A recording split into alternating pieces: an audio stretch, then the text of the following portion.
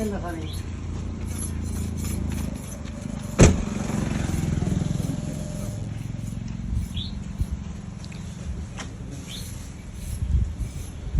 അടുത്ത് നോക്കുമ്പോൾ കിട്ടുന്ന മണം ഭയങ്കര മണാട്ടതിന്.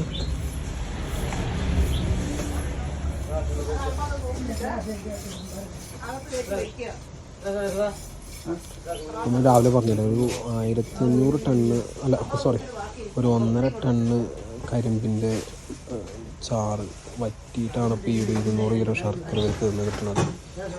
വേണ്ട പാത്രത്തിലൊരു 200 കിലോ അല്ലെങ്കിൽ 200 കിലോ ശർക്കര ആയി മാറുക എന്നുള്ളത് പറഞ്ഞ പക്ഷേ പാത്രത്തിൻ്റെ വലിപ്പം എത്ര അറിയാം.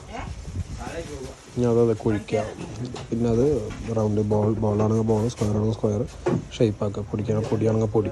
അപ്പോൾ ഇതാണ് ഇതിൻ്റെ ലാസ്റ്റ്, ഏകദേശം ഒരു ലാസ്റ്റ് വേർഷനാണ്. മീൻസ് ആദ്യം ജ്യൂസ് എടുത്തു, ജ്യൂസ് അടുപ്പത്ത് വെച്ച് തിളപ്പിച്ച് വറ്റിച്ച് ശർക്കര ഏകദേശം പാത്രത്തിൽ ചിന്താൻ പറ്റുന്ന അല്ലെങ്കിൽ ഇത് പാത്രത്തിലോട്ട് മാറ്റാൻ പറ്റുന്ന രൂപത്തേക്ക് ആയി മാറിയതാണ്. പക്ഷേ ഈ ഒരു ആവി, ഇതിൻ്റെ പുക ഞാൻ നേരത്തെ പറഞ്ഞ പോലെ തന്നെ നമുക്ക് നിൽക്കാനോ അല്ലെങ്കിൽ ശ്വസിക്കാനോ ഞാൻ നേരത്തെയും അനുഭവപ്പെട്ടു. അതിലോറെ പുകയായിരിക്കും നമ്മൾ നേരത്തെ പോയ സ്ഥലത്തുണ്ടായിരുന്നു. പക്ഷേ അവിടെ നിൽക്കാനോ ശ്വസിക്കാനോ നമുക്കതൊരു ബുദ്ധിമുട്ടില്ല കേട്ടോ. ഇതിൻ്റെ പുക പിന്നെ മണം എന്ന് പറയുകയാണെന്നുണ്ടെങ്കിൽ ഗന്ധം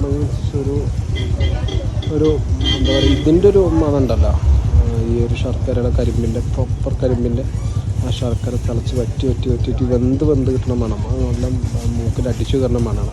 എന്നാൽ രസകരമായിട്ടുള്ള മണമാണെന്ന് കേട്ടോ ഞാൻ ഉദ്ദേശിച്ചത്. അതല്ലാതെ നമുക്ക് അസ്വസ്ഥത ഉണ്ടാക്കുന്ന മണമോ കാര്യങ്ങളോ ആണെന്നല്ല ഉദ്ദേശിച്ചത്.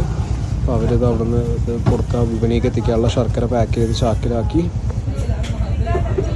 അങ്ങനെ ഏറെക്കുറെ ആയി, ഇതിൻ്റെ പരുവായി തുടങ്ങി.